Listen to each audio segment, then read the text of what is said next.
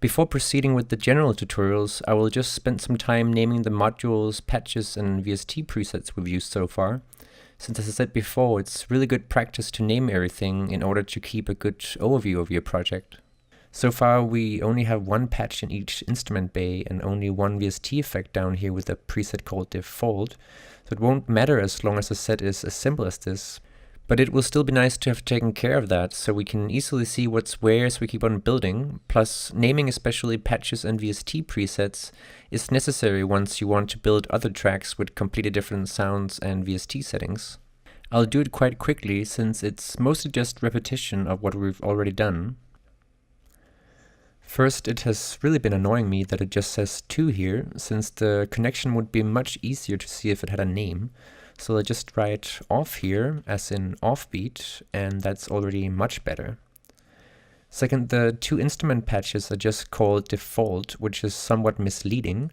So I'll give them the name of bassy and mellow.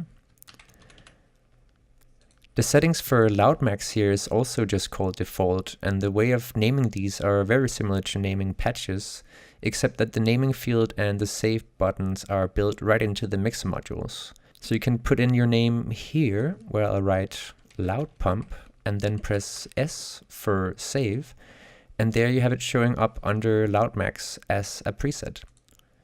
Just as we did in the first tutorial with the direct MIDI module, I can name and save the entire mix module by opening its preset manager here with the store button. So I'll just call the first one also bassy and the second one mellow. Now, what is going on in the bus modules is especially difficult to see without the modules being named. You can actually switch between different bus module presets with the selectors here, but you can't see what's inside them.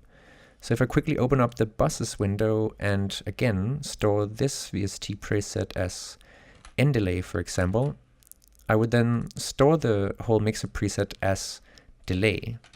And there it's now really easy to see in the main interface that we have a delay on bus 1.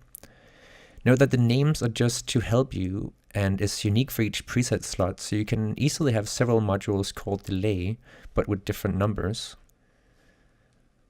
Also, I keep switching between ARP mode and mono mode in this second node module, so why not turn that into 2 distinct presets, making it easy to switch and see what mode I'm in.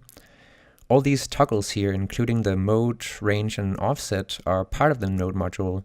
They're just mirrored here in the main interface because they are very important and quite handy to be able to change directly as you're playing.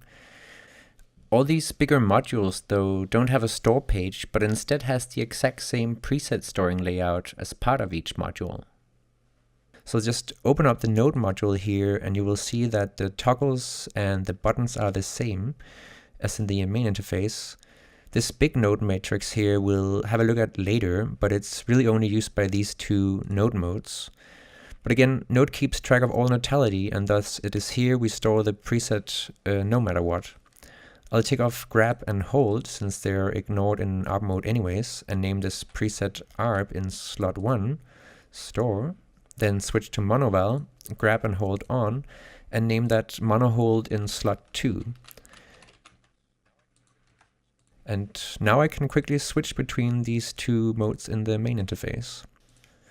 Finally, I'll just name the rest of the modules we've used so far in order for us to have a clear overview as we keep on building.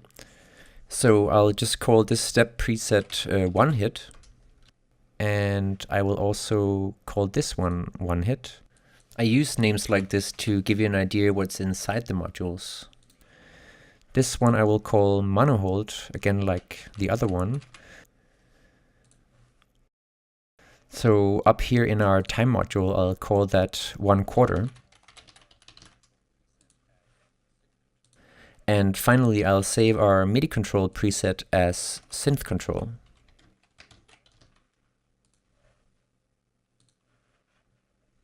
Then I'll store the main page, since we changed the patch names, and save our set.